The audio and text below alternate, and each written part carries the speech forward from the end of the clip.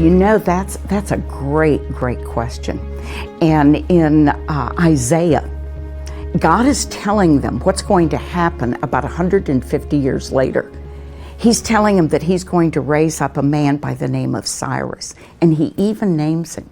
And Cyrus is the man that is going to deliver the children of Israel after the Babylonian captivity. And so he's talking about Cyrus, and he says, I'm doing this and I'm telling you this because I want you to know that I am the Lord and there is no other. And then he says, I create light and I create darkness. I create good and I create adversity. I am the Lord who does all these things. So, and Amos says, a calamity does not occur in a city, but what the Lord has done it. And then Amos also says, you know, the Lord does nothing in secret, but what he tells his prophets beforehand. If God is sovereign, if he truly rules over all, then he has to rule over all. So he knows about the adversity. One of the things I think that is lacking is that people don't know the Old Testament. You know, and because they don't know the Old Testament, they don't know God. You know, God spends 2/3 of the Bible revealing himself, his purposes, his plans, his character, his attributes.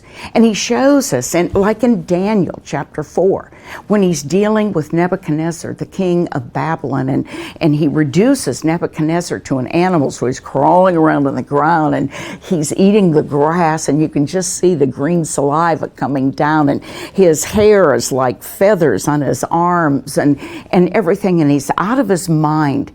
And then he comes to his senses. But God said, I'm going to do that to you. So that's adversity. But the purpose of it, that adversity, is to humble Nebuchadnezzar and to bring Nebuchadnezzar to the point where Nebuchadnezzar says in Daniel 4 that God does according to his will. In the army of heaven, in other words, among the angelic beings, Satan's host and God's host, God does according to his will in the army of heaven among the inhabitants of the earth. None can stay God's hand, and none can say to him, what are you doing? Because he's God. And you know, once you know that he is God, and it becomes very, very practical. I've been through, my husband and I have been through trials, not with each other, but trials that we never thought we'd go through. And we just finished some, and then another wave comes. But we can walk triumphantly. We can walk in peace because we know that God is sovereign.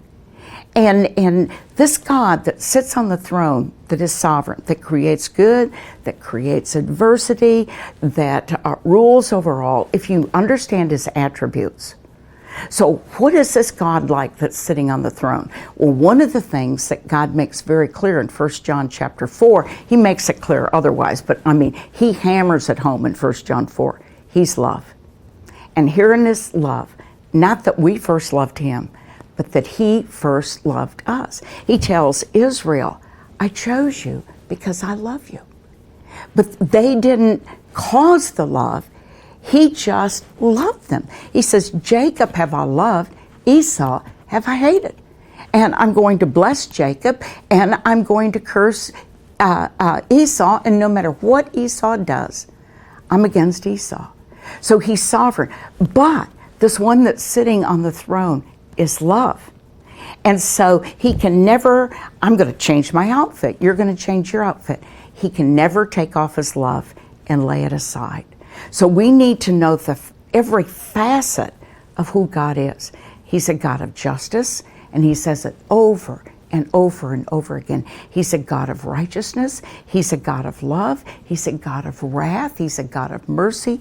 The word that goes with him as a covenant God is hesed, loving kindness. So if I understand who this God is, and I understand He's omniscient, all-knowing, He's omnipotent, all-powerful, He's all wise, then knowing that, it does what it's supposed to do.